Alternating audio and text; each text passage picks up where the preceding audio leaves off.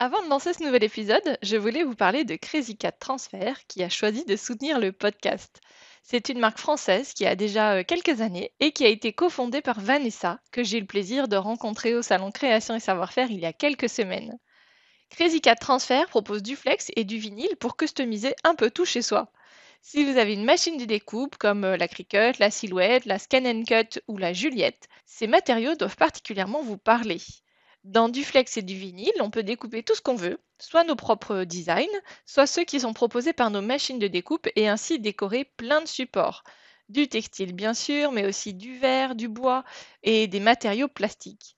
Et ensuite, on les applique sur nos supports en les collant ou en les thermocollant. Vanessa a par exemple des Velcut Touch au toucher velours et des Atomic Sparkle où les paillettes sont incrustées dans le flex. Très sympa. Donc pour vos consommables, je vous invite à aller voir ce que propose Vanessa sur le site et elle vend également les machines. Et cerise sur le gâteau, les consommables sont produits en France, en Mayenne. Alors c'est entre Rennes et Le Mans. Oui, j'ai été regarder car je connais assez mal cette partie de la France, j'avoue. Et parce que quand Vanessa a cofondé l'entreprise, c'était un des aspects très importants pour elle. Proposer des produits de DIY responsables, parce que le DIY c'est sa passion. Donc des produits de DIY responsables fabriqués localement et le plus durable et respectueux du vivant possible. Les films thermocollants et adhésifs sont par exemple fabriqués sans solvant et sont certifiés Ecotex, voire GOTS. Nickel, côté qualité et éco-responsabilité donc. D'ailleurs, c'est ce qui est cool avec nos loisirs créatifs et avec ces matériaux en particulier. On peut nous aussi redonner vie à un vêtement abîmé au lieu de le jeter, personnaliser un accessoire avec un prénom pour éviter qu'il ne soit perdu. En bref, customiser pour mieux s'approprier ou se réapproprier ce qu'on a à la maison. Et en plus, pour le coup, on peut le faire en limitant nos achats au bout du monde. Et le Made in France n'est pas forcément cher, donc allez voir sur crazycattransfer.eu pour vérifier par vous-même. Et pour vous donner un coup de pouce, Vanessa vous offre une remise de 10% sur votre prochaine commande avec le code FEMAIN 2024. Le code est valable jusqu'au 30 juin 2024. Et pour la petite histoire, car évidemment j'ai posé la question à Vanessa sur l'origine du nom de la marque, vous me connaissez à force, Crazy Cat Transfer, ça a été cofondé par 3 femmes, toutes fans de DIY et assez gaga de leur chat, elles en avaient 10 à L3. Pas mal, hein? Bon, moi, j'ai pas de chat, mais j'ai une Cricut et j'ai plein de projets créatifs pour cette année. Allez, place à l'épisode du jour. Bonjour à tous, bienvenue sur le podcast Fait Main, le podcast de la communauté DIY, dans lequel je vous emmène rencontrer des entrepreneurs créatifs. Je suis Mélanie Sénat, je suis directrice marketing et communication à temps partagé pour des marques créatives, et je suis ravie de vous accueillir dans mon podcast avec un nouvel épisode chaque samedi. Avec ces créatifs passionnés, on parle des moments marquants de leur parcours, de la manière dont ils nourrissent leur créativité et de leurs projets à venir. C'est une véritable plongée dans leurs coulisses que je vous propose et c'est très inspirant pour notre propre cheminement. Plus de 110 conversations vous attendent déjà et je vous invite à vous abonner au podcast sur Apple Podcasts, Spotify ou Deezer. C'est entièrement gratuit et comme ça vous serez averti des prochains épisodes. Et si mon travail vous plaît, pensez à me soutenir en le diffusant autour de vous et en le notant sur votre plateforme d'écoute. Aujourd'hui, c'est Flavie Pertry qui nous parle de son parcours et de ses projets. Elle est aujourd'hui créatrice de contenu créatif et elle nous raconte son parcours avant ça. Et je parie que vous ne soupçonnez pas quelles études elle a faites. On a parlé de ses bricolages DIY favoris, de seconde main et de récupération, de la manière dont son compte Instagram a explosé et de l'impact sur son activité de la nouvelle loi qui régit l'influence commerciale. Elle nous dévoile même son DIY ultime. Bonne écoute! Bonjour Flavie, je suis ravie de te recevoir dans le podcast Fait Main, bienvenue. Bonjour Mélanie. Alors Flavie, est-ce que tu peux te présenter pour démarrer s'il te plaît? Alors oui, je suis Flavie, j'ai 32 ans, j'habite dans le nord-ouest de la France et j'ai un compte Instagram DIY Déco que j'ai créé il y a environ 4 ans qui s'appelle Flavie Pertry. Voilà, Pertry parce que c'est ton... C'est mon nom de famille. Mon nom de famille, en anglais. En anglais, voilà. D'où tu viens, comment a démarré ce compte Insta et puis ta passion pour le DIY? Alors, complètement par hasard en fait, parce que moi j'ai fait des études de droit. Donc vraiment, ça n'a absolument rien à voir. J'ai fait 6 ans de droit en fait. Donc clairement, j'étais pas du tout destinée à ça. Et puis après, j'ai fait une licence de enquêteur privé, donc détective privé. Voilà, improbable. Je tombe de ma chaise. Mais voilà, et en fait, j'ai mis 1 an à avoir mon diplôme. Enfin, j'ai eu mon diplôme et j'ai mis 1 an à avoir le papier qui était nécessaire pour travailler en fait. Donc pendant 1 an, j'ai dû faire des petits boulots, etc. pour en attendant en fait. J'ai créé un premier compte qui s'appelait Les Petites Pépites, où je créais des mobiles pour les bébés. Donc tout était fait main, etc. Et puis en fait, j'ai fait ça pendant à peu près 4 ans, je crois. Et puis à un moment donné, j'ai eu envie de créer un deuxième compte pour plutôt le côté justement DIY parce que j'aime beaucoup bricoler. Et en fait, ça a pris de l'ampleur assez rapidement. Et du coup, voilà, ça fait 4 ans et du coup, j'ai arrêté l'autre activité avec les petits pépites et là, je suis à plein temps dans celui-là. Voilà. Et ben génial. Alors attends, du coup, tu as exercé en tant que quelque chose en rapport avec le droit et avec les Jamais. Bon, et tes parents ou tes proches, ils en ont quel parce que j'ai déjà eu des invités, tu vois, qui étaient ingénieurs ou juristes ou que sais-je, enfin plein de choses, profs, tu vois. Ouais. Et il peut y avoir un peu le sentiment, si moi je me mets, tu vois, à la place des parents, de dire bon bah attends, t'es mignonne, on t'a payé des études de droit pendant 6 ans. Ah bah, il y a eu un petit truc au départ, surtout ma maman en fait. Qui forcément il s'inquiète, c'est tout à fait normal. Mais en fait ça a marché assez rapidement. Donc en fait pendant 1 an justement après mes études de droit, j'ai fait des petits boulots en fait. Donc là je faisais de l'intérim. Ça c'était que pour 1 an, donc bon mes parents s'inquiétaient pas trop. Et puis après oui, quand j'ai fondé mon premier compte Les Petites Pépites, je travaillais toujours à côté. Donc c'était pas encore un problème. Mais c'est vrai que quand j'ai commencé à vraiment travailler les petites pépites, je gagnais un peu d'argent, mais c'était pas énorme non plus. J'ai fait ça pendant 6 mois. Là, oui, ma maman me demandait est-ce que tu vas bosser dans enquêteur privé, tout ça. Et honnêtement, je savais pas trop même moi si je voulais faire ça ou pas. Et puis au final, ça a très bien marché. Et voilà, en fait, je me suis même plus posé la question de est-ce que je vais travailler dans le droit, quoi. Enfin... Donc avec les petites pépites, tu avais une rémunération suffisante. D'accord. Oui. Ouais. Donc tu étais sous le format de la micro-entreprise ou Ouais. En fait, là, du coup, je suis sous le même numéro ciré depuis le début. J'ai juste fait une adjonction d'activité avec Flavie Piertry, quoi. Ok, génial.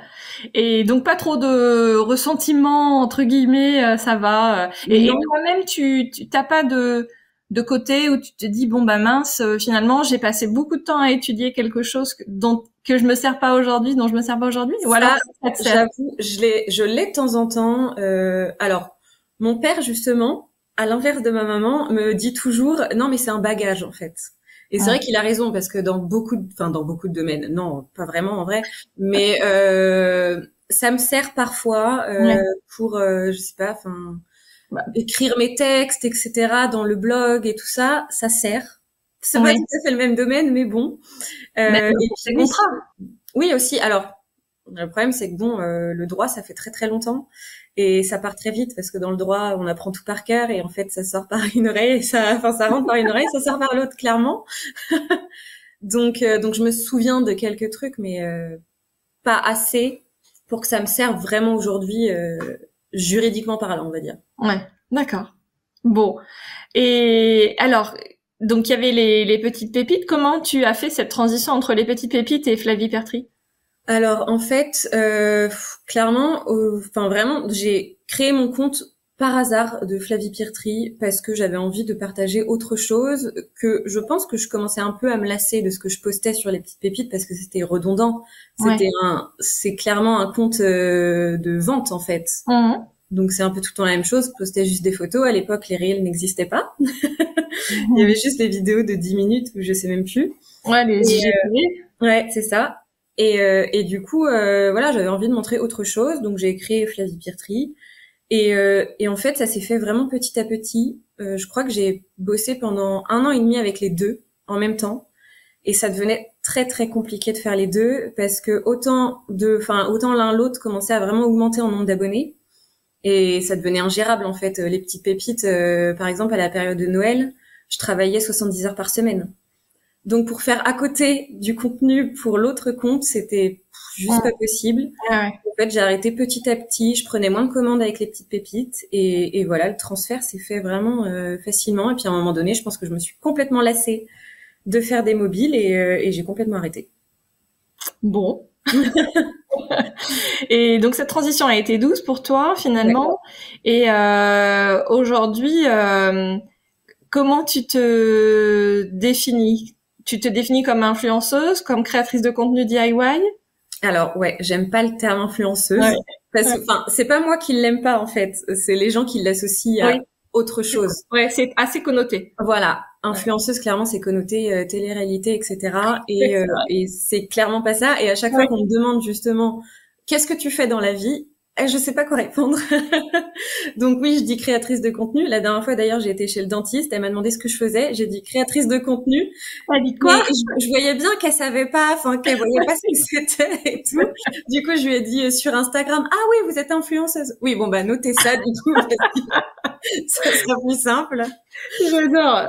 C'est vrai qu'il y a des, je sais plus la dernière fois à qui j'ai dit, ah si, je crois que c'était pour demander un devis à mon assurance pour la responsabilité civile professionnelle. Et j'ai dit, je suis animatrice de podcast. Et je lui ai dit, bon, vous devez pas en avoir beaucoup des animatrices de podcast. C'est clair.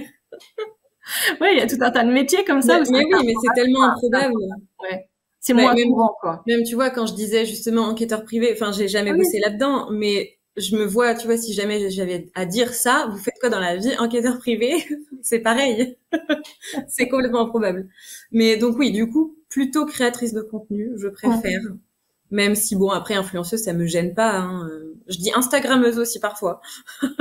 Ouais. Ouais, ça fait, oui, Instagram, c'est ouais, ça va, je trouve. Ouais. Mais ouais, créatrice de contenu. Enfin, en tout cas, moi, je m'estime plus créatrice de contenu que influenceuse. Ouais. Tu crées du contenu pour Insta, mais pas que. Tu fais aussi donc tu as ton propre contenu sur Flavie Piertry sur Insta. Tu as un blog, c'est ça? Alors, j'ai un blog sur lequel j'écris plus trop depuis plusieurs mois, mais il faudrait que je m'y remette. Et puis après, j'ai TikTok aussi, mais bon, je poste quasiment la même chose que sur Instagram, donc je veux dire, ça compte pas. T'as une chaîne YouTube aussi ou pas? Non, parce que, si, j'en ai une, mais il doit y avoir 3 vidéos dessus. D'accord. C'était il y a probablement 2 ans, parce que je trouve ça très compliqué de filmer 2 formats différents en même temps. Ouais, je comprends. La subtilité, hein, c'est que Insta, c'est format 9/16e. Et puis, YouTube, c'est format, justement, 16/9e ou, ouais, c'est ça. Ouais. Et puis, en plus, c'est pas la même, longueur de vidéo non plus. Instagram, ça va être 1 minute 30, TikTok, pareil, YouTube, c'est plutôt 10 minutes. Donc, il faut que ce soit intéressant, quoi. Ouais. Juste 10 minutes où je filme mes mains, parce que moi, je me montre pas, donc, enfin, rarement, en tout cas. Je sais pas si ce serait très intéressant. Donc voilà, mais j'y réfléchis fortement. Ouais. Parce que alors je me suis jamais posé la question, donc mais comme ça à chaud, je dirais que si tu filmes pour YouTube, donc en version horizontale, d'une manière suffisamment éloignée, mais non, ça marche pas. Parce que du coup, après, tu peux garder que la partie centrale. Ça marche c'est pas. Impossible. Ouais. J'ai essayé, hein, mais c'est impossible en fait parce que ça zoome vraiment énormément. Et puis, alors si, sur YouTube, il y a les shorts. Mais oui, qui sont dans ce format vertical. Je pense pas. Mais mais il y a les shorts au pire, mais ouais. Ouais. Donc deux productions différentes si tu voulais faire les deux. C'est donc ça. Pour l'instant, Insta. C'est possible, hein. Faudrait juste que j'ai 2 appareils. Ouais. 2 trépieds. Ouais, mais ça veut dire que là, de tout faire tout seul, ça commence à être compliqué quand même. Hein. Ouais. Bah, en tout cas, pour YouTube, je pense que faire toute seule, ce serait beaucoup trop déjà chronophage. Ça voudrait dire faire 2 fois des montages, 2 fois des voix off. Enfin, non, vraiment, j'ai pas envie de me prendre la tête avec ça pour l'instant. Peut-être que si je viens à engager quelqu'un ou je ne sais pas, avoir quelqu'un qui m'aide, oui. Mais pour l'instant, non. Bon. Et donc, le contenu que tu crées, tu en crées aussi en marque blanche, donc pour d'autres marques, ou c'est toujours que sur ton compte? Ça arrive rarement, la marque blanche. Je sais pas pourquoi. Alors déjà, on me contacte pas forcément pour ça. J'en ai fait quelques-uns au début quand j'ai commencé, mais c'est pas quelque chose que j'aime en fait, je pense. Parce qu'il y a souvent un brief vraiment très très serré, enfin très précis. Et du coup, moi, je pense que j'ai besoin de ma liberté pour faire le DIY. Et puis ensuite, j'aime montrer ce que j'ai fait. Donc ça m'embête de garder ça pour la marque et pour moi et de pas mettre ça sur Instagram. Ouais. Mais t'avais déjà fait des collabs avec Leroy Merlin, par exemple, il me semble. Oui, j'ai fait des collabs avec Leroy Merlin. Ça, t'as dû les dévoiler après. C'était. Oui, c'est ça. Ça, mais t'avais quand même le droit d'en parler. Ça, c'était en fait, c'était ni de la marque blanche. Je sais même pas comment appeler ça parce que j'étais vraiment sur place. J'étais sur place, je créais des DIY pour faire une pièce en entier et ensuite je faisais des reels, un reel par DIY en fait. Ben là, la mission c'était double. T'avais aussi la partie Insta. T'avais pas que l'aménagement, le set design, etc. Tout de A à Z. Ouais. Je devais tout faire de A à Z, tout penser parce qu'il y avait 9 mètres carrés aménagés, je crois, ou 18 selon les moments où je l'ai faite. Et en fait, fallait que je pense donc la pièce en entière, le design, etc., tous les DIY, tous les matériaux, etc. Et oui, ensuite, je filmais tout, toute seule, sur place en fait. Et après, je postais les vidéos après en fait. Enfin, plusieurs fois. Souvent, je les postais pas toutes les semaines. Je laissais un peu de temps entre chaque quoi. Ouais. Ok. Et alors là, donc c'était une mission en particulier pour Leroy Merlin. Est-ce qu'il y a des missions qui t'ont marqué plus que d'autres, ou alors des DIY, tu vois, un peu fou, ou ceux qui t'ont donné le plus de fil à retordre? Je t'ai posé plein de questions en une question. Un DIY qui m'a, enfin c'est même pas forcément un DIY qui m'a marqué, c'est quand on est venu me filmer chez moi. En fait, j'ai fait une collaboration avec We Are Maker. Je sais pas si tu connais. Et avec Patex. En fait, j'ai fait un miroir et c'était toute une collab où en fait ils faisaient une pub. Ils créaient une pub pour. Alors c'était pas pour la télé, c'était dans certains magasins YouTube, etc. Et en fait, ils sont venus me filmer chez moi et c'était trop bizarre. Mais enfin, j'étais très très gênée parce que moi je suis assez timide. Mais c'était une super expérience. Et du coup, ça c'est vraiment, donc c'est pas vraiment un DIY au final parce que je l'ai pas fait. En tout cas, on m'a pas filmé en train de le faire. Mais ouais, c'était une super expérience. Donc ça c'est vraiment plus marquant entre guillemets, on va dire. Plus de fil à retordre. Franchement, j'en ai pas qui m'ont marqué. Parce que c'est pas un truc qui me dérange en fait que que ça se passe pas tout, que ça se passe mal, mais vraiment pas du tout. Ouais non, c'est vraiment pas un truc qui me marque ce genre de choses. Si je mets du temps à faire un DIY, s'il y a un truc qui m'embête, donc ouais non, je pourrais pas répondre et je me souviens plus de ton troisième. Qu'est-ce que c'était qui est le fil à retordre, celui qui t'a le plus marqué et une mission, peut-être une mission un peu folle. Un peu folle, non. Non. Rien de foufou, non, rien de fou. Ça marche.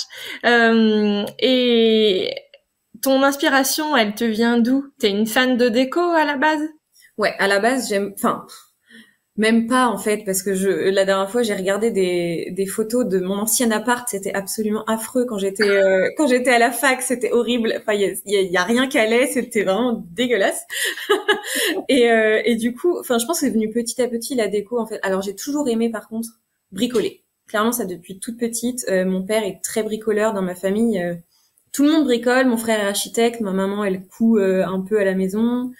J'ai ma mamie qui était peintre. Et du coup, je pense que ça, je l'ai depuis toute petite. Et du coup, c'est venu au fur et à mesure, en fait. Je faisais, par exemple, quand j'étais petite, je me suis fait des meubles en carton, enfin, le truc. Voilà, je faisais des Scooby-Doo, ça, on l'a tous fait, je pense. Tout plein de trucs comme ça. Et puis, en fait, petit à petit, j'ai fait de plus en plus de choses plus grosses, en gros. J'ai fait par exemple pour mes parents une énorme table avec une roue de charrette que mon père avait récupérée en mosaïque. Elle pèse, je crois qu'elle pèse bien 200 kilos la table, c'est énorme. Mais je crois que c'est le premier projet vraiment déco que j'ai fait, je pense, chez mes parents. Et après, c'est venu petit à petit. Et puis en fait, après, bah, c'est quand t'as pas trop d'argent, quand t'es étudiante ou autre, que là, quand on a pris l'appartement, bah ouais, j'avais pas trop d'argent parce que justement, j'étais en intérim et tout. Et pour décorer, bah, il fallait que je fasse des trucs moi-même pour que ce soit pas trop cher et que ce soit joli. Enfin, en tout cas, à mon goût, quoi. Ouais. Et ta matière préférée, c'est quoi? Je dirais le bois, je pense, même si je peux pas faire énormément de choses parce que j'ai pas beaucoup de place, donc pas beaucoup d'outils. Oui. Je pense que je pourrais faire bien plus de trucs si j'avais plus de temps. Ouais, pour le bois, pour le coup, Ouais. ça, enfin, il faut de la place et un endroit où tu peux salir, C'est etc. ça. Bah clairement, l'appart, je peux le salir, donc voilà. Mais après, sinon, donc ouais, le bois, mais j'avoue l'enduit aussi. J'aime beaucoup. C'est très à la mode en ce moment, je sais. Ouais. Mais j'avoue, j'aime beaucoup. Enfin, enduit, ciment, tout ça, j'adore aussi, quoi. Bon, qu'est-ce que t'as pas encore testé? La découpe de verre. Ah ouais. Découpe de miroir. Ça, j'aimerais beaucoup tester. Le pire, c'est que j'ai acheté ce qu'il faut, mais j'ai pas encore pris le temps. Et ouais, c'est un truc que j'ai envie de tester. Je sais pas du tout comment ça va se passer, parce que mais bon, voilà, c'est pas grave. Je vais péter un miroir et tant pis. Bon, c'est tant de malheur, c'est pas grand-chose. C'est ça. Là, il y en a plein qui le font, donc bon, écoute. Ah mais c'est à cause d'eux tous les problèmes qu'on a sur Terre. Ok. Et alors justement, est-ce qu'il y a un DIY que t'as encore pas fait et vraiment qui te fait, c'est ton rêve ultime? Une maison. Ah ouais. Franchement, ça, rénover une maison, vraiment. Rénover une maison, c'est pas vraiment un DIY, mais c'est un DIY géant. Ouais, voilà, c'est ça. Non, mais vraiment, c'est un de mes rêves avec mon copain. Ouais. Voilà. Vraiment, ça, c'est le rêve ultime, on va dire. Et qui est dans les cartons, dans les projets ou à court terme? C'est en pourparler, mais en fait, mon mec est aux études, donc alors il finit cette année, enfin en fin d'année là. Donc normalement, ça va entrer en vraiment pourparler d'ici cet été. Mais ouais, non, pour l'instant, on se projette pas parce que voilà. Et puis chez nous, en plus, c'est super cher, donc. Ouais. T'es dans la région d'Angers, hein, c'est ça? Ouais, c'est ça. Donc c'est très cher. Et puis ouais. Pour l'instant, moi je cherche pas, lui il regarde un peu, mais moi j'ai pas envie de me faire des envies genre oh la vache celle-là elle est trop bien et puis en fait bah non, ni l'argent ni pour l'instant c'est juste pas possible quoi. Ouais. Bon, un projet. Ouais. Et tu es fan aussi d'Emmaüs. Oui. Tu passes ta vie là-bas, j'ai l'impression. J'adore Emmaüs, mais ça depuis toujours. Hein. Ça fait probablement 10 ans que j'y vais, je pense, voire même plus.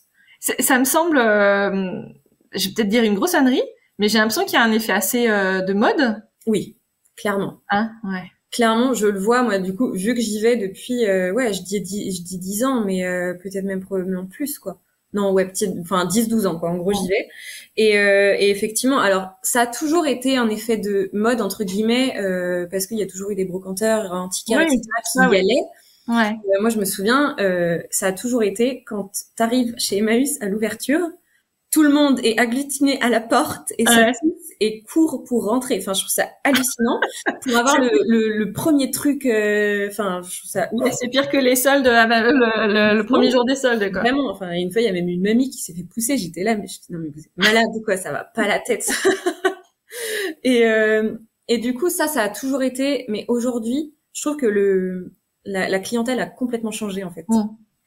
Avant, c'était donc antiquaire, brocanteur, etc. Et puis, bah voilà, des gens avec pas trop de moyens, des gens comme moi qui allaient, voilà, juste pour flâner, etc. Maintenant, il y a beaucoup de gens très stylés, vraiment, enfin beaucoup plus, je trouve, qu'avant, qui se dirigent directement au rayon fringues pour chercher la pépite. Il y en a beaucoup. Ouais. Après, c'est très bien que ce soit une mode, hein. Je disais pas ça d'un ton condescendant ou quoi que ce soit, hein, mais ouais. Et après, ça va aussi sans doute avec l'émergence des ressourceries, de recycleries. Oui, clairement, ouais. Bah et puis on parle de plus en plus de l'écologie, donc en fait ça va de pair, quoi. Enfin, moi j'ai toujours été habituée à ça. Enfin, mon père notamment, il récupérait absolument tout. La ferraille, des fenêtres, enfin tout, parce que ça peut servir. Clairement, c'est son maître mot et c'est le mien aussi. Ça peut servir. La dernière fois, je me baladais dans la rue, j'ai trouvé une planche en MDF près d'une poubelle. Bah, je l'ai prise et je l'ai ramenée. Hein. Moi, toute récup est bonne à faire. Et vraiment, Emmaüs, ouais, je vois ça comme ça. Moi, j'achète très peu de neuf, en fait. Ouais. Donc clairement, Emmaüs, c'est vraiment l'endroit où je peux voilà, acheter pas cher des trucs. Alors, soit des plaisirs, soit des trucs dont j'ai besoin. Et voilà, même les cadeaux pour des anniversaires ou autres. Ouais, et t'as pas de mal à faire des cadeaux en seconde main? Pas du tout. En fait, j'ai l'avantage d'avoir justement une famille que ça ne dérange pas du tout. Ouais. Quand je parle de ma famille, c'est ma famille proche. Oui, Donc, oui. mon frère et mes parents. Et mon copain, par exemple, cette année, enfin l'année dernière, du coup, à Noël, bah, je crois que tous ces cadeaux, c'était de la seconde main. C'était des vêtements et des chaussures. Et en fait, il est très content, quoi. Bon, il y a deux t-shirts qui lui vont pas, mais bon, c'est pas grave. C'est le jeu. Voilà, on va les revendre et puis en racheter d'autres, quoi. Ouais. Moi, j'ai encore, enfin, c'est pas que j'ai du mal, mais par exemple, moi, je donne davantage que je n'achète en seconde main. Ouais. Je donne beaucoup, tu vois, les fringues des filles, ce genre de choses, les jeux et tout ça. Et ouais, j'ai encore une petite appréhension quand même sur aller acheter du seconde main. Enfin, tout dépend pourquoi. Par exemple, tu vois, sur les vêtements, c'est pas du tout dans mes réflexes. Ouais, je vois. Mais je comprends tout à fait. Hein. Mes filles, elles sont ados maintenant et le premier réflexe, tu vois, si elle me dit, bah, j'ai besoin, je sais pas, d'une paire de baskets, d'un jogging ou d'un jean ou quoi, c'est on va dans les magasins, dans les chaînes, tu vois, classiques de prêt-à-porter ou de magasins de sport, etc. J'avoue que, alors moi, je m'achète très peu de vêtements. Je crois que le dernier, c'était justement un switch chez Emmaüs. Mais en fait, je suis pareil. Quand j'ai besoin d'un vêtement, en particulier, en fait, bah oui, je vais aller dans les magasins. Ouais. Donc je suis pareil, en fait. Emmaüs, on va dire, enfin clairement Emmaüs, en fait, j'y vais pas pour les vêtements, moi, c'est principalement pour la déco. Ouais. Pour les vêtements, oui, quand t'as besoin d'un truc en particulier, bah oui, il faut fouiller, tu vas pas trouver tout de suite, et ça va peut-être mettre 3 mois à chercher le truc en particulier que tu veux, justement. Donc oui, non, mais je comprends tout à fait. Ouais. Oui, alors que effectivement, ma fille, si elle me dit que j'ai besoin d'un jean, bon, on est d'accord, elle en a d'autres, elle en a pas besoin, elle va pas sortir les fesses à l'air, sinon, mais oui, il y a ce côté-là. Et après, moi, je suis comme toi dans le côté je garde tout, et comme ton papa. Ouais. Moi, sur les fringues, il y a des fois les petites ficelles pour accrocher sur les cintres dans les magasins. Ben moi, je les coupe et je les garde. Ouais. J'ai un petit sac plein de rubans de fringues justement les boutons. Ouais, les boutons. Mes filles se sont moquées de moi la dernière fois. Je suis allée jeter le sapin à la déchetterie, le sapin de Noël. Et en fait, il y avait une plante dans le, tu sais, ils avaient mis un bac spécifique pour récupérer les sapins de Noël. Et en fait, il y avait une plante verte, alors qui était pas en super forme. J'imagine. Mais tu vois, quand je l'ai vue, alors déjà, elle était dans son pot en plastique et tout. Je lui dis, mais ils sont bêtes, les gens, pourquoi ils le jettent là? C'est pas l'endroit, blablabla. Oui, d'accord. Et puis après, je lui dis, bah attends, tu coupes ça, nanana. Bon, et donc je suis repartie avec, et donc mes filles se sont moquées de moi, en disant, non, t'as encore apporté un truc. En plus, moi, je regrette tellement que aujourd'hui on puisse pas récupérer des trucs justement à la déchette. Enfin, je trouve ça complètement. Ouais, c'est fou. Enfin, je me souviens justement, tu vois, quand j'étais petite, mon père travaillait à la communauté de communes dans ma ville, et justement, il allait régulièrement à la déchetterie. En fait, on avait encore le droit. Enfin, je sais pas. Ouais, c'était peut-être c'était un peu, je pense, borderline. Mais ça lui arrivait de récupérer des trucs. On a eu des rollers, on a eu des lampes. Enfin, on a eu plein de trucs gratuits, en très très bon état, ou alors au pire, tu dois changer le fil électrique ou un truc comme ça. Et clairement, je crois qu'il y a une machine à coudre. Enfin, ma machine à coudre, je crois, vient de la déchetterie. Ah ouais. Je trouve ça complètement. Il y avait un truc à réparer, ça m'a coûté 15 euros, je crois. Et voilà. Sauf que c'était jeté, ça allait être enfoui ou je ne sais quoi. Ça fait mal au cœur parfois quand tu vois plein de meubles. Tu te dis, mais c'est pas possible, quoi. Enfin. C'est n'importe quoi. Moi, je comprends pas les gens qui jettent automatiquement, en fait. Écoute, moi, je me suis déjà fait ce genre de réflexion, tu vois, avec des gens que tu connais plus ou moins bien, et quand tu dis, ah ouais, attends, tu vas jeter ça, ou tu sais qu'ils ont jeté des trucs en bon état, alors que c'est des gens éduqués et tout, et qui auraient pu réfléchir qu'en fait, non, tu jettes pas. Tu vas essayer d'en faire autre chose. Ne serait-ce qu'en le donnant, tu vois. Soit tu le donnes simplement. Maintenant, il y a des applications que tu peux donner, en fait. Tu mets ça sur Give, il y a quelqu'un qui vient chercher et voilà, c'est fini, quoi. Enfin... Oui, oui, oui. Alors effectivement, donc Le Bon Coin, Give, mais il y a aussi après justement les recycleries. Nous, quand on fait du tri justement avec mes filles sur les vêtements, sur les jeux et tout, il y a plein de trucs où en fait, je me dis que ça vaut pas le coup de les vendre parce qu'en fait, tu vas t'embêter et tout ça. Mais par contre, c'est pas à jeter. Ouais. Et donc là, la ressourcerie, c'est parfait pour ça. Ouais, et il y en a de plus en plus, donc il faut vraiment pas hésiter. Ouais. Bah moi là, tu vois, l'avantage à Emmaüs, c'est qu'en fait, le dépôt est juste à côté de la déchetterie. Ouais. Donc en fait, tu mets tout dans ta voiture, déchets et ce que tu as à donner, et en fait, tu fais juste en un passage, tu donnes à Emmaüs. Moi, je donne énormément de choses. Là, j'ai fait un tri.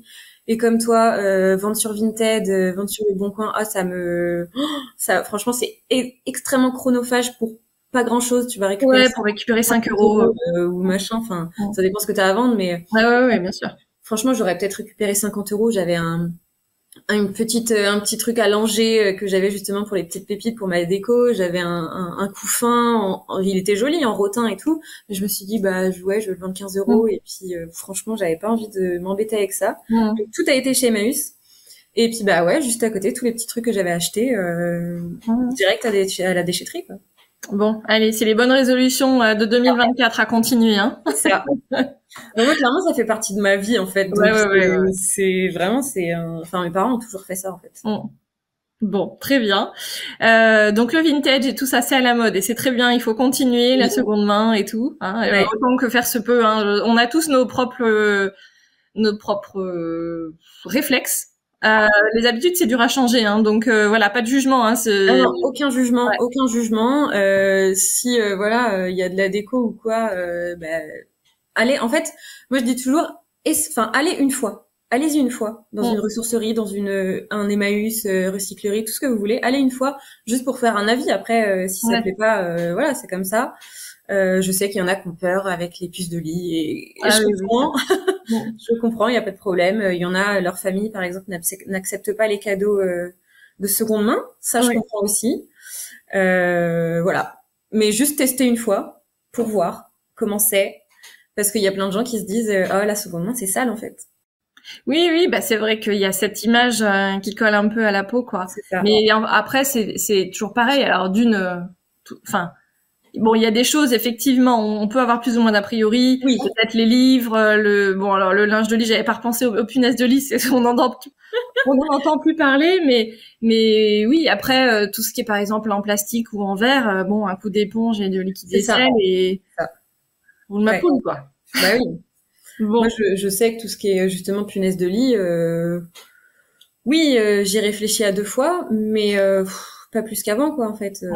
Est-ce qu'il y a une matière ou un projet qui te fait peur? Tu vois, le bois. J'adore travailler le bois, mais en fait, c'est pas forcément que ça me fait peur, mais je me vois mal créer un truc, un énorme, je sais pas, par exemple une armoire en bois, parce que justement j'ai aucune technique. Il y a plein de machines plein de machines, non pas plein. Il y a notamment une machine qui me fait peur, c'est la scie circulaire. Ouais. C'est vraiment un truc qui me fait peur. Et du coup, voilà. D'un point de vue sécurité, vraiment, je sais pas pourquoi elle me fait peur, celle-ci en particulier. J'ai personne dans ma famille qui s'est coupé un doigt ou je ne sais quoi, mais je sais pas. Je l'ai porté une fois, je trouve ça très lourd, je trouve ça pas très maniable, même si pour la sécurité et tout, voilà. Et du coup, faire des gros meubles en bois, ça me fait un peu peur.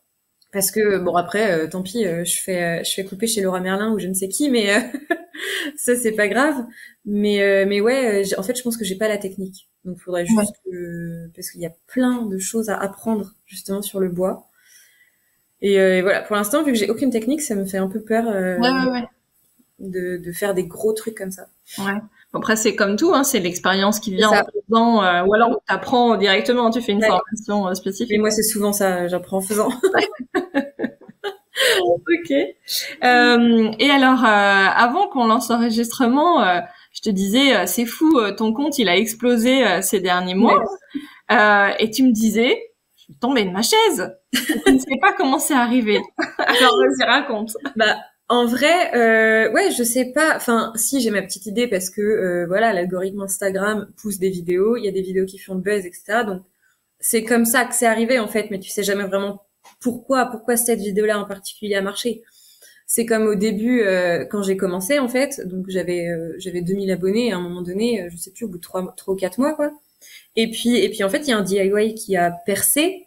Qui a fait énormément de vues et du coup j'ai augmenté comme ça au début et je suis passée à 30 000 abonnés je crois un truc comme ça et c'est comme ça que c'est parti et là en fait c'est le même phénomène j'étais à 250 000 abonnés je crois l'année dernière. C'est déjà énorme. C'est déjà énorme, je suis d'accord.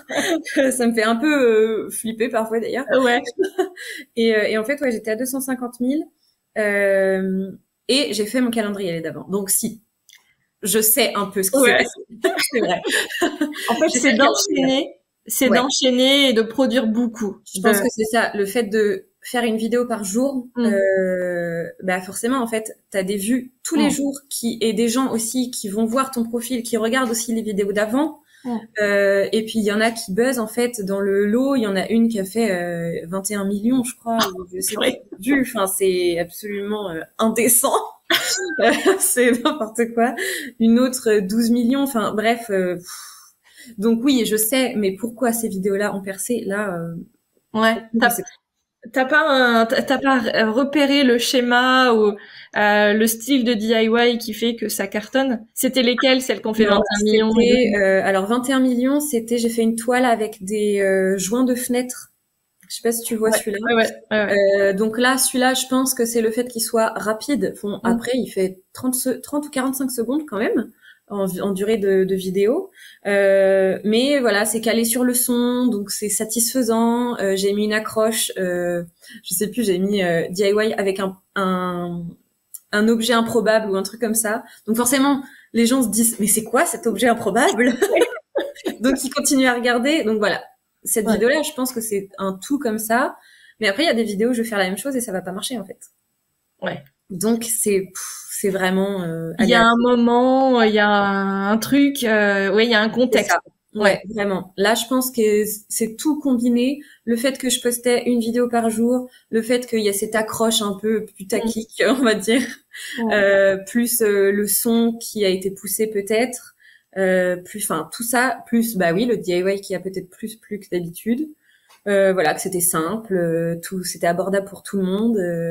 Et tes abonnés sont pas que français évidemment ou francophones, parce que c'est ça l'avantage d'avoir un contenu finalement créatif, universel, qui se passe de la langue. Ouais. Tu vois, moi par exemple mes podcasts, bon bah déjà c'est pas du tout visuel, hein, ce n'est qu'auditif, et en plus il y a la barrière de la langue. Donc je sais que ma progression en termes d'abonnés ou d'écoute, elle est limitée, tu vois, par ça. Oui. Là, l'avantage, c'est qu'effectivement, c'est très visuel, donc on peut vite, si c'est bien monté. Oui, les vidéos sont bien. Même sans la voix off, tout ça, on peut comprendre. Bah, avant, je faisais pas de voix off et tout le monde comprenait, quoi. Enfin, je sais pas si c'est un avantage ou un inconvénient, parce que notamment c'est génial d'avoir autant d'abonnés, hein, forcément. Je crache pas du tout dessus, mais par exemple, la vidéo de 21 millions m'a rapporté énormément de personnes qui ne parlent pas français. Ouais.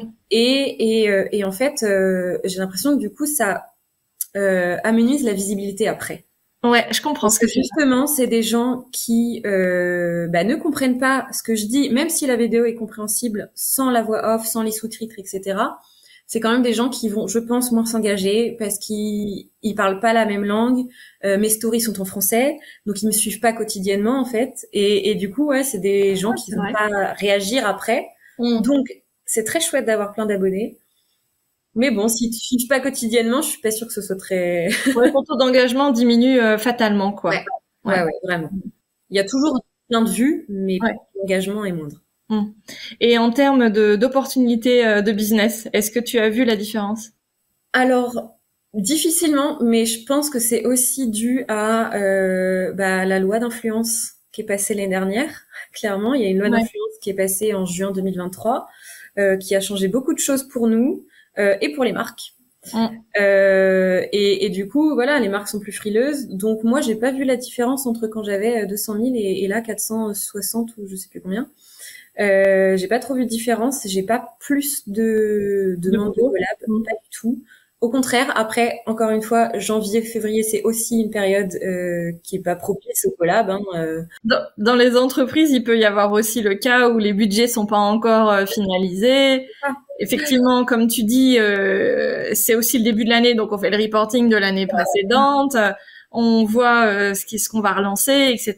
Et encore une fois, les budgets sont pas forcément décidés, actés. Oui, c'est ça. Donc, qu'est-ce qu'on fait pour cette année? Bah, attends, on discute, nanana, et ouais, ça va se réveiller un peu.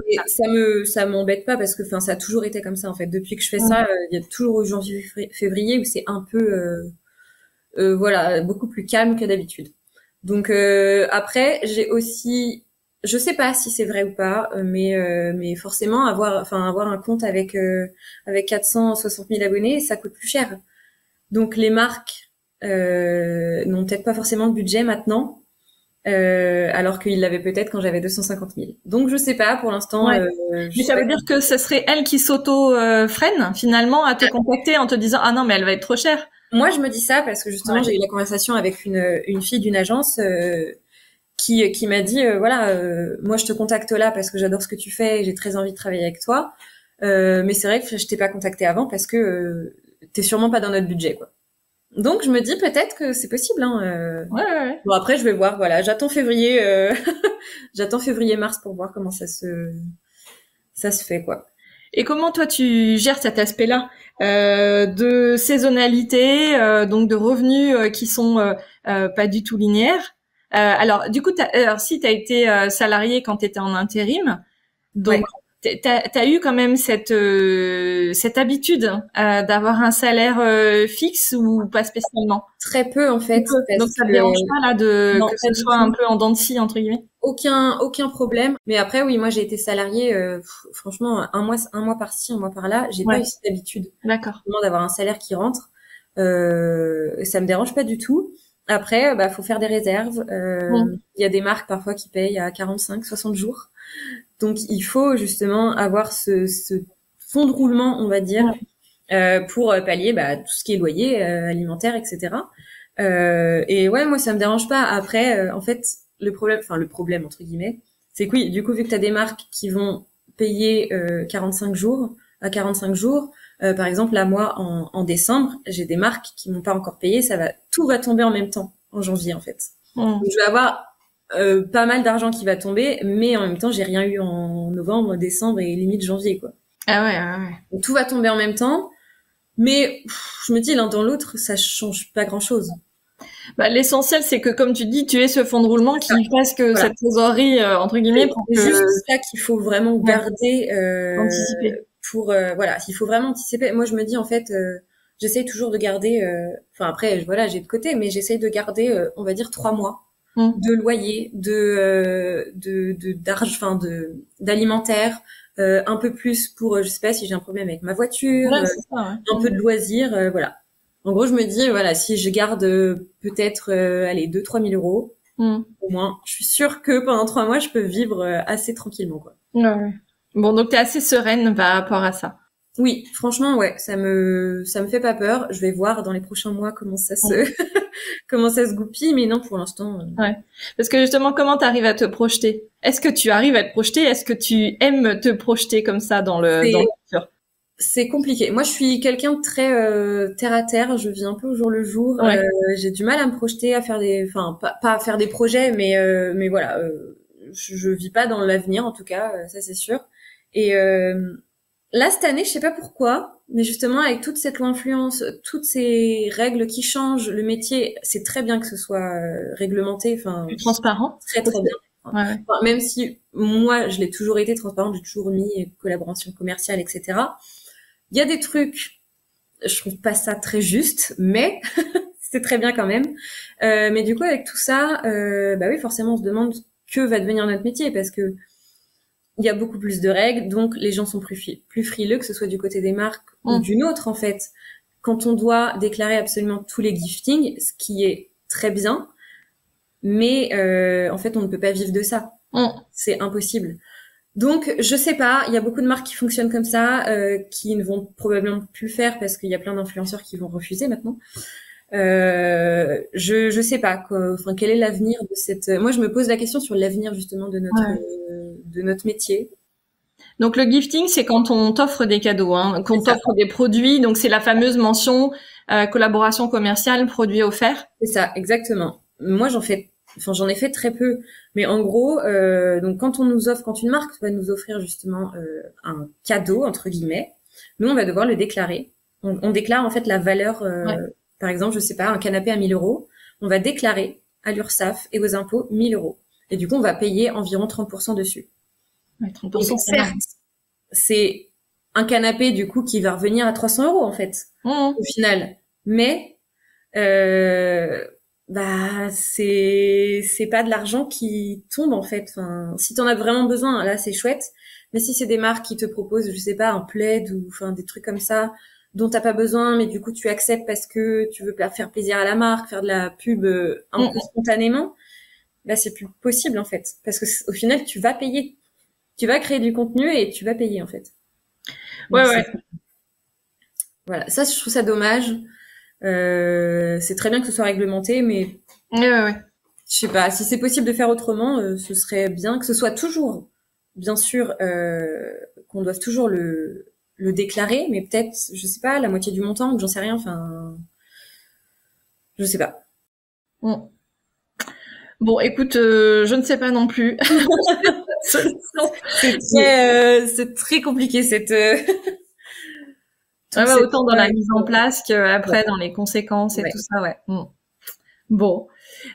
Et est-ce que dans justement tout ce que tu proposes, donc il y a eu un livre déjà. Oui. C'était chez Solar, je crois. Oui, c'est ça, ouais, Solar. Et est-ce qu'il y a d'autres choses que tu pourrais proposer qui seraient justement pas, qui sortiraient un petit peu de la création de contenu pur ou de tout ce qui est influence marketing et que tu aimerais faire? J'y pense depuis l'année dernière justement de je sais pas, peut-être proposer des ateliers et là tu vois je suis en train de faire un bureau miniature pour un challenge miniature sur Instagram. Mais oui, le festival miniature, enfin je trouve ça trop cool. Donc là j'y participe cette année et en fait je fais mon atelier de rêve. Et en fait je sais pas pourquoi, mais je fais un atelier où justement je vais accueillir du monde. Où il y aura un petit café, une grande table avec un grand établi avec plein d'outils, etc. pour faire des ateliers, pour accueillir les gens. Enfin, et du coup, je me dis, voilà, peut-être que c'est un projet qui naîtra pas en 2024, ça c'est sûr et certain. Mais voilà, pourquoi pas. Ce serait chouette. Bon, assure. Voilà, c'est ça. Ça n'arrivera peut-être jamais, mais. Pourquoi ça serait difficile? Enfin, tu vois, si par exemple c'est dans 2 ans, si on achète une maison, tout ça, je sais pas si c'est possible à Angers aussi. Enfin, c'est très compliqué. Donc voilà, je sais pas. Ou peut-être que si on achète une maison, ce sera dans une grange ou. Pourquoi pas. Justement, dans cette idée d'animer des ateliers, donc là, tu seras en présentiel avec les gens. Tu disais que tu étais assez timide et que tu te montrais pas sur Insta ou très très peu. Ouais. Comment donc c'est à la fois un petit peu ambivalent et en même temps c'est quand même pas la même chose d'échanger avec 10 personnes que d'échanger avec 400 personnes. Comment tu vois les choses? Pourquoi tu te montres pas davantage sur Insta? Alors sur Instagram, enfin ouais, comme tu dis, moi je trouve ça complètement différent justement. Sur Instagram, c'est pas tant le fait que il y ait 460 000 personnes qui me voient, parce que j'ai pas du tout conscience de ça en fait. Je me dis pas à chaque fois que je poste un truc, ah là là, il y a 460 000 personnes qui le voient. Non, vraiment. La réalité, c'est qu'il y a pas 460 000 personnes non plus qui voient tous tes contenus. Bien sûr, mais je me dis pas non plus, même il y a 100 000. Je me dis, ouais, c'est comme si je partageais ça avec des amis ou en famille. Oui, un petit cercle, quoi. Aucune conscience de ce qu'il y a derrière. Mais j'ai beaucoup de mal avec mon image. Vraiment, j'ai du mal à me voir. Quand je fais des stories, par exemple, parler, ça m'arrive très rarement, mais je recommence 10 fois. En fait. parce que ouais, j'aime pas ma tête sur les vidéos en fait, tout simplement. Je me dis à chaque fois ce profil il est horrible, machin, les lunettes, j'ai des antennes dans les cheveux, enfin bref, tous ces petits trucs qui pour plein de gens, parce qu'il y a plein de gens qui me disent mais en fait on n'a rien vu, c'est toi qui as un problème avec ça. En fait. Ouais, mais je comprends parce que c'est quand même difficile. Hein. C'est très difficile cet exercice. Et après j'en ai parlé à plein de gens et qui sont justement influenceurs aussi, et c'est vrai qu'ils me disent tous au début c'est compliqué. Au début c'est difficile, puis en fait à un moment donné faut pas réfléchir et tu postes et puis voilà quoi. C'est clair. Mais voilà, c'est compliqué, ça prend du temps de se refaire à ça. Moi je suis quelqu'un qui a jamais eu vraiment confiance en soi, donc et qui est aussi timide, beaucoup moins maintenant. Mais voilà, et contrairement à en atelier où justement j'ai pas trop cette timidité en fait, je sais pas pourquoi, parce que on est 10 personnes, je sais pas, c'est convivial, j'ai l'impression justement d'être entre copains copines. C'est ça. C'est complètement différent en fait. Et puis t'es là pour passer un bon moment. T'es pas là pour leur faire un cours de droit rébarbatif. Oui, exactement. Tu sens les réminiscences de mes propres cours de droit. Ah, t'as fait droit toi aussi? Non, j'ai fait la gestion. J'étais en DUT GEA. Et je sais pas si même en bac, moi j'ai fait un bac STT, c'est STMG maintenant, et je sais plus si on avait du droit ou pas, mais en tout cas à l'IUT, en GEA, c'est gestion des entreprises et des administrations, oui, on avait du droit. Oui. Avec une petite dame, je me souviens très bien d'elle, je me souviens plus de son nom, mais bon bref. Et oui, c'était chiant comme la pluie. Imagine, moi j'avais ça tous les jours, pendant 6 ans. Tous mes cours c'était du droit. Ah, quelle idée. C'est clair. Je crois que j'ai pas trop d'auditrices qui sont dans le droit, mais si vous êtes dans le droit, on vous aime quand même. Hein. C'est pas grave. Non, en vrai, j'ai adoré mes études. Oui, faire 6 ans de quelque chose qu'on n'aime pas, ça aurait été chaud quand même. C'est ça. Ouais. Honnêtement, si j'avais redoublé, je sais pas si j'aurais continué. Ouais. Je sais pas. Ouais, mais non, j'ai adoré. Alors pas tous les cours, hein, évidemment, mais non, j'ai adoré le droit. Vraiment. Je mettrais bien ça en teasing, tu sais, de l'épisode. J'ai adoré le droit, mais je fais du DIY toute la journée et je vis de ça. J'étais destinée à ça, je pense. Ouais. Bon, écoute, super. Merci beaucoup pour merci à toi. Tout ça. Pour conclure, de quoi t'es la plus fière? Je dirais mon lustre qui m'a lancée et qui est toujours fait aujourd'hui, en fait, qui est toujours reproduit aujourd'hui. Ouais, vraiment. Tu peux nous le décrire? Parce que donc moi je l'ai en tête, donc c'est plutôt avec c'est quoi, des grandes feuilles en fait en papier. Alors en fait c'est comme une grosse fleur en papier. Il y a 8 feuilles de papier pliées qui ressemblent un peu à des feuilles de palme en fait qu'on trouve en magasin quoi, qui ont été très très à la mode justement il y a 4 ans. Et en fait moi j'ai reproduit ça en papier et voilà, et il est très chouette, il est d'ailleurs juste au-dessus de moi. Et ouais, je suis très fière de ça. C'est ce DIY qui m'a lancée, qui est toujours reproduit aujourd'hui, qui est parfois copié, mais bon, ça c'est pas grave.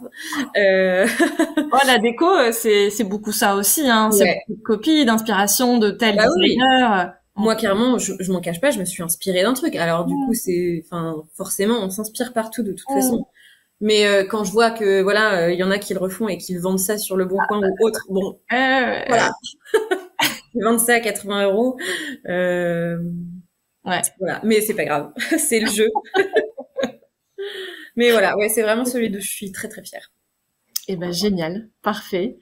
Merci beaucoup, Flavie. À bientôt. Merci à toi et à bientôt. Me revoici.